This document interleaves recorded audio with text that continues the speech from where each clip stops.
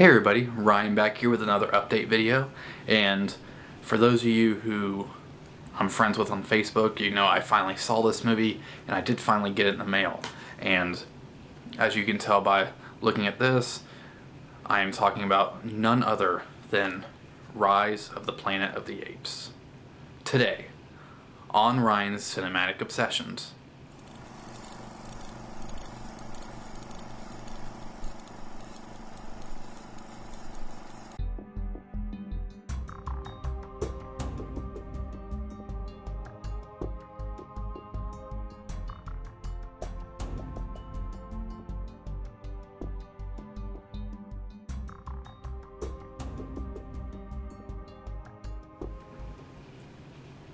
You know, when I first heard that they were rebooting the Planet of the Apes franchise, I was kind of skeptical at first because, of course, everybody knows the Tim Burton version just completely failed, critically, commercially, and it was just not a good film compared to the other films of the series. And I'm not saying that the other films of the series were great quality films, but they always had great writing, and the story was very intriguing, which kept the viewer hooked.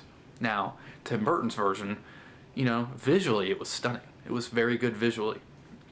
But the story lacked, and I felt the film kind of lagged a lot. And I actually was one of the few who actually enjoyed the ending of the film. But the thing is that, unlike the original film, you know, it had a purpose, it had a meaning. But the Tim Burton version, it just kind of left you disappointed because you were like, okay, where the heck did this come from? And it kind of hits you out of left field, but there's nothing to tie it into the rest of the story. And so I think that's one of the reasons why it was just a highly disappointing film. And Mark Wahlberg he kind of gave a wooden performance, and it just wasn't all that great. I like Mark Wahlberg, but he didn't do all that great in that film. So when I finally saw Rise of the Planet of the Apes recently, I didn't see it in the cinemas because I just didn't get around to it. I wasn't let down by this film. I thought it was a great reboot. The CGI, I was kind of worried about that at first, but the CGI is very convincing. It's very good effects. You know the monkeys are fake, but it doesn't look so fake to where you're like, you know, disappointed and think it's going to be a cheesy film. So, and some of the performances might not have been perfect in it. James Franco, I happen to enjoy in everything that he does, pretty much. I've never had a problem with him. You know, he just kind of gives an average performance, but it's nothing spectacular, but the film was still entertaining. And my only thing with this film is that I felt the ending was kind of too short. The movie is about an hour and 45 minutes long, and you sense this build-up the entire film. The entire film is leading to the rise of the Planet of the Apes. And at when the climax finally hits, it doesn't last very long. And I'm kind of thinking, man, I just wish it was like 20 minutes longer. It would have been perfect if it was 20 minutes longer, story-wise. I thought the character development, the supporting performance by John Lithgow, which was very powerful, I highly enjoyed that. But the climax of the film didn't go long enough, in my opinion, and it kind of made you think, well, why did I care about these characters so much, you know, and then them just leave me like that? Which some of you might be thinking, I thought I had a great ending. I'm not knocking the ending, I'm just thinking it could have been longer. And the build-up was so big that when the ending finally came, you're like, that's it?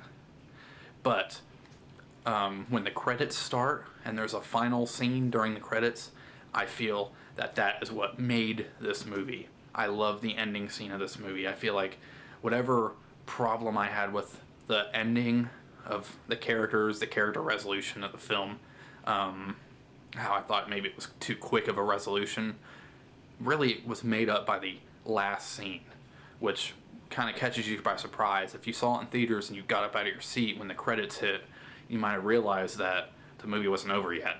So there was another scene.